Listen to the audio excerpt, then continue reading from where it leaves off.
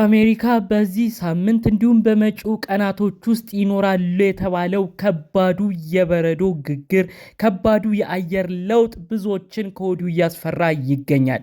በዚህ የአየር ለውጥ ምክንያት ከ100 ሚሊዮን በላይ የአሜሪካን ሀገር ነዋሪዎች በዚህ ጉዳይ እንደሚነኩም ጭምር ነው መረጃዎቹ አብሮ የተሰሙት። ከዚህ ጉዳይ ጋር ተያይዞ ታዲያ የተለያዩ ሀበሾችም ማስጠንቀቂያ ሲሰጡ የነበረው ጉዳይ ነበረ። ሁሉንም በዝርዝር ይዘን መተናል። ሰላም ውድ የሀገሬ ልጆች፣ በያላችሁበት ሰላማችሁ ይብዛልኝ። ዛሬም አዳዲስ በሆኑ ጉዳዮች ብቅ ብለናል። ለቻናላችን አዲስ ከሆናችሁ ሰብስክራይብ በማድረግ ሁሌ የምንለቃቸው ቪዲዮዎች እንዲደርሱ ይሁን። ቀጥታም ይዘንላችሁ ወደ መጣነው ዝርዝር መረጃዎቻችን እናልፋለን። እንግዲህ ኢትዮጵያን ሀገር ወደ አሜሪካን ሀገር የሚደረጉ በተለይ ደግሞ ከኢትዮጵያ ወደ ዋሽንግተን ዲሲ፣ ከኢትዮጵያ ወደ ኒውዮርክ የሚደረጉ በረራዎች እንደተቋረጡ እየተሰማ ይገኛል። ይኸውም የሆነው በአየር ንብረቱ ከባድ አስቸጋሪ ሁኔታ ነው።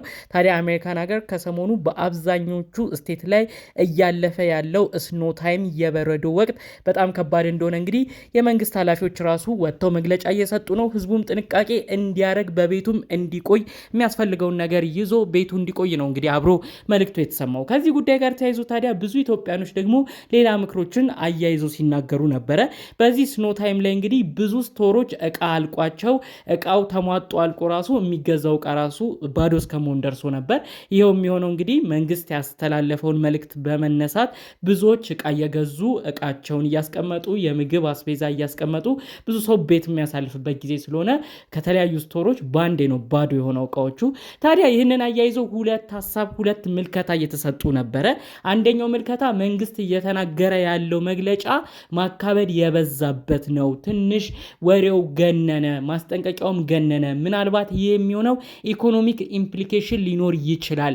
እንደዚህ አይነት ማስጠንቀቂያዎች ሲኖሩ ሰው ሁሉም ቤት ይቀመጣል። እንደዛ በሚሆንበት ጊዜ ደግሞ አስቤዛዎች፣ እቃዎች ባንዴ ነው የመገዛት አቅም የሚኖራቸው፣ ምርቶችም ባንዴ ይገዛሉ ብሎ የሚያስብ ሰው አለ። እንግዲህ ይህ አስተሳሰብ እኔ ምን ያህል የተጠና እንደሆነ ለማሰብ ይከብደኛል። ነገር ግን እንደዚህ ብሎ ሀሳቡን የሚያስቀምጥ አለ። ሌሎች ግን ይህንን ሀሳብ ለሚያነሱ ሰዎች እንደዚህ እያላችሁ አትዘናጉ፣ ምንም ቢሆን ልክ ነው፣ ምርቶች፣ አስቤዛዎች እየተገዙ ነው ሰው ቤት ለመከተብ ስላሰበ። ነገር ግን እንዲህ ብሎ መዘናጋት ደግሞ ዋጋ ያስከፍላል። በአሁኑ ስኖ ታይም ከባድ እንደሆነ የተለያዩ ሜትሮሎጂ ውስጥ እየተናገሩ ነው። የሀገሪቷ መንግስት ኃላፊዎች እያሳወቁ ነው። ከዚህ ጉዳይ ጋር ተያይዞ ምናልባት ኤሌክትሪሲቲ ችግር በዚህ ዌዘር አማካኝነት ተከታትለው የሚቋረጡ ነገሮችም ሊኖሩ ይችላሉ። ስለዚህ ሰው መዘናጋቱን ትቶ ወሳኝ ከሆኑ ስቶሮች እቃ መያዝ እንዳለበትም ጭምር ነው የተለያዩ ሀበሾች ማስጠንቀቂያ ሲሰጡ የነበረው። እንግዲህ በሌላ በኩል ደግሞ የተለያዩ ሰዎች መጠንቀቅ አለባቸው ብለው ሀበሾች ሲናገሩ ከሰማሁት አንድ መረጃም በዚሁ ላካፍላችሁ። እንግዲህ ይህንን የበረዶ ምክንያት በማድረግ በረዶ በሚጋገርበት ወቅት ላይ የተለያዩ ፖሎች፣ የኤሌክትሪክ ፖሎች ላይ በረዶ በሚጋገርበት ወቅት ችግር ሊያመጣ ይችላል። ታዲያ ይህም ደግሞ የሚያስከትለው የኤሌክትሪክ መቋረጦች ነው። ስለዚህ መኖሪያ ቤቶች ውስጥም ኤሌክትሪክ ላይኖር ይችላል፣ መብራት ላይኖር ይችላል። ታዲያ ከዚህ ጉዳይ ጋር ተያይዞ ብዙ ሰዎች ከዚህ በፊትም በተለያዩ አመታቶች ያደረጉት የነበረው በቤት ውስጥ ከሰል መጠቀም፣ እንደዚህ ጭስ የሚያመጡ ነገሮችን እየተጠቀሙ ደግሞ ህይወታቸው ያለፉ ሰዎችም ነበሩ። ስለዚህ ኤሌክትሪክ በሚቋረጥበት ጊዜ ሰዎች የሚጠቀሟቸውን ሌላ የሙቀት ሲስተሞች በደንብ አውቀው ተጠንቅቀው መጠቀም እንዳለባቸውም ጭምር መልእክቶች ሲሰሙ ነበር። እዚሁ በተያያዘ ዜና ደግሞ እንግዲህ ጀነሬተር ያላቸው ሰዎችም ለነሱ መልእክት ሲተላለፍ ቆይቷል ማለት ነው። እንግዲህ ኤሌክትሪክ ሲስተም በሚቋረጥበት ጊዜ አንዳንድ ሰዎች ጀነሬተር ቤት ካላቸው እሱን ተጠቅመው እንግዲህ ለቤታቸው ሙቀት ኤሌክትሪክ እንዲያገኙ፣ ማብሰያም እንዲያገኙ በዛ ጀነሬተር ኮኔክት ያደርጋሉ።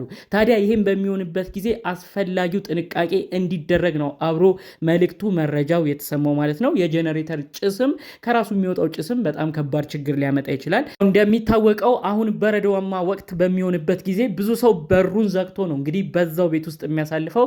ታዲያ ቤቱን በሩን ዘግቶ በሚያሳልፍበት ጊዜ ለማብሰያ የሚጠቀምባቸውን ነገሮች በደንብ ተጠንቅቆ መጠቀም እንዳለበት፣ ጭስ ያላቸው ነገሮች ደግሞ ከሆኑ ከበረዶ ከተለያዩ አደጋዎች በፊት በዛ ጭስ ምክንያት ራሱ ህልፈተ ህይወት ይከሰት ይሆናል። ስለዚህ ይህንን በጥንቃቄ መሆን እንዳለበት ነው መልእክቶች በደንብ ሲተላለፉ የነበረው። አየር ሰርኩሌሽን ሲስተሙ ሊታሰብበት ይገባል በማለት ጭምር ነው መልእክቶች የተላለፉት። እንግዲህ በአሜሪካን ሀገር አሁን በመጪው ጊዜያቶች በመጪው ሳምንታት ውስጥም ሊቀጥል ይችላል የተባለው ይህ አስፈሪው የበረዶ ክምችት፣ አስፈሪው የበረዶ ናዳ እንግዲህ ብዙዎችን ያስደነገጠው በ12 ስቴቶች እንደሚከሰት እንደሚከሰትም ነው መረጃዎቹ የተሰሙት። በብዙ ከተሞችም ጭምር ከባድ የአየር ሁኔታ እንደሚከሰትም ጭምር ነው መረጃው የተሰማው ማለት ነው። እንግዲህ ከዚህ ከተጠቀሱት ስቴቶች ብዙዎችንም ካስገረመው ቴክሳስም መቀላቀሉ ነው።